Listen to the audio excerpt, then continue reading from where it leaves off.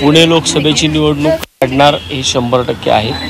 उलट मी माझं नशीब समजतो की मला वंचित बहुजन आघाडीचे सर्वे आंबेडकर साहेब यांनी मला इथं बोलवलं आणि मला एवढा वेळ त्यांनी दिला आणि या वेळेमधून अतिशय चांगल्या प्रकारची चर्चा झालेली आहे.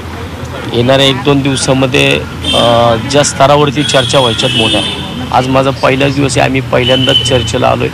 अजून पुणे लोकसभेची निवडणूक ही 4थ्या टप्प्यामध्ये आहे, ती खूप लांब आहे.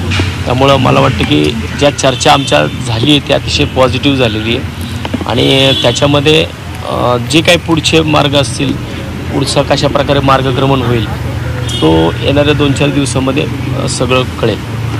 चर्चा सकारात्मक दृष्टीनं सुरू झालेली आहे असं म्हणायला हरकत नाही.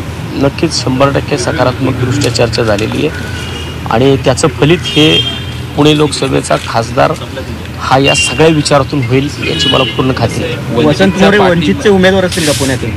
आता ते साहेब भविष्यामध्ये त्याच्या बाबतीमध्ये जो काही निर्णय असेल तो साहेब घेतील आणि येणाऱ्या 2-3 दिवसामध्ये त्याच्यामध्ये भूमिका साहेब जाहीर करतील. तुम्ही वंचितमध्ये प्रवेश घेणार आहात की पाठिंबा घेणार आहात? मी त्या बाबतीमध्ये आत्ता मी फक्त पहिल्यांदा चर्चेला चालवली आहे. आजची चर्चा ही सकारात्मक झालेली आहे आणि त्यामुळे मला वाटतं येणाऱ्या 2-3 दिवसामध्ये या बाबतीमध्ये निर्णय काय तो होईल.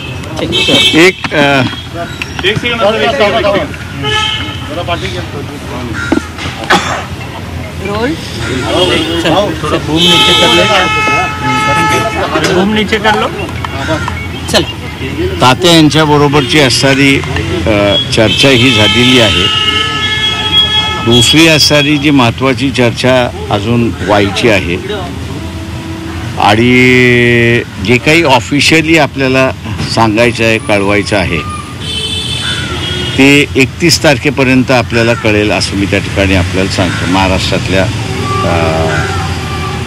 नव्या राजकारणाची सुरुवात कशी होईल आणि ते कोण कोण करणार आहेत त्या सगळ्या याच्या संदर्भातलं असणारं जे आहे ते अधिकृतरित्याने 31 तारखेपर्यंत किंवा 1 तारखेपर्यंत आपल्या सगळ्यांपुढे मांडल्या जाईल.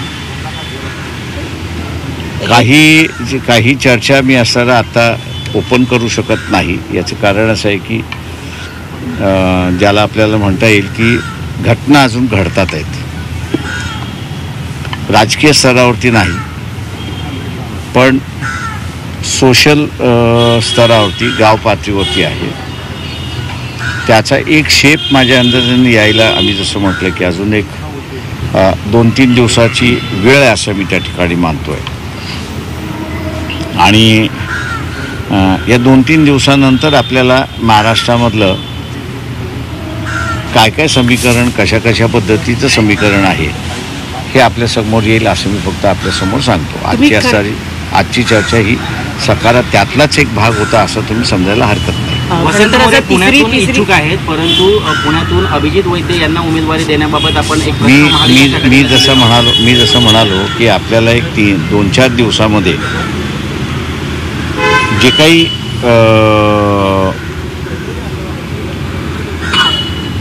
ग्रामीण शहरी पातळीवरती होत आहे त्याच्याबद्दल आज मी काही बोलणार नाही किंवा बोलू इच्छित नाही, परंतु एक 4-5 दिवसामध्ये निश्चितपणे आपल्यासमोर येईल एवढं मी आपल्याला सांगतो आणि ते आपल्या सगळ्यांचं असणारं उत्तर असतील असं मी त्या ठिकाणी मानतोय.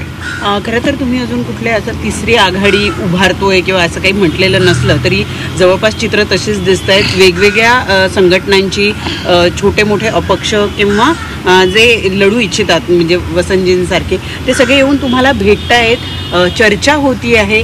कधीपर्यंत फायनल होणार आहे हे सगळं? ते मी आपल्याला जसं म्हणालो की बेसिकली हे 4 दिवसाची तुम्ही मला मुदत द्या.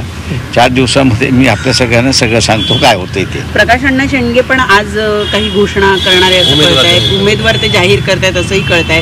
त्यांच्या उमेदवारांना तुमचा पाठिंबा असणार आहे चर्चा करून झालेलं नेमकं? मी तुम्हाला जसं सांगितलं की 4 दिवसामध्ये काय परिस्थिती आहे आणि काय उद्भवतंय ते आपल्याला असणारं बिफोर सेकंड असं म्हणा की पूर्ण महाराष्ट्रातली परिस्थिती आपल्यासमोर येईल आपली महाविकास आघाडी बरोबर चर्चा अजूनही सुरू आहे. तुम्हाला सगळ्यांनी आवाहन केलेलं म्हणजे जितेंद्र आव्हाड असेल, संजय राऊत असेल, सगळेजण वाट पाहत आहेत, तुम्हाला वारंवार आवाहन करतायत की ते तुम्ही म्हणून मी सोबत म्हटलं ना, राहा.